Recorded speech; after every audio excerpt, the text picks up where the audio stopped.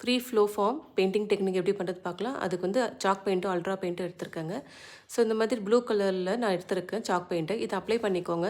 இது வந்து ட்ராப் மெத்தடில் அப்ளை பண்ணி அப்படியே ஸ்ப்ரெட் பண்ணிக்கோங்க. பெயிண்ட் வந்து பேஸ் ட்ரை ஆகிறதுக்கு முன்னாடி நம்ம அல்ட்ரா பெயிண்ட் இந்த மாதிரி அங்கங்கே ட்ராப்பாக விட்டுடலாம். ஸோ எப்போவுமே இந்த டெக்னிக் பார்த்தீங்கன்னா பேஸ் வந்து சாக் பெயிண்ட் இருக்கணும்.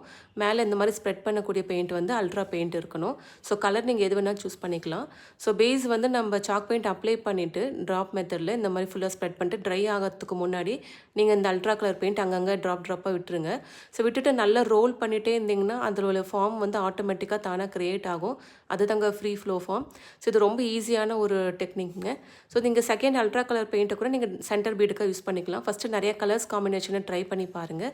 அதுக்கப்புறம் உங்களுக்கு எது வேணுமோ அது நீங்கள் பண்ணலாம். ரொம்ப ஒரு நல்லாயிருக்குங்க லுக், ஒரு மாடர்ன் ஸ்டைலான பெண்டண்ட்டாக இருக்கும். இதுக்கு இது யாரும் பண்ணலை.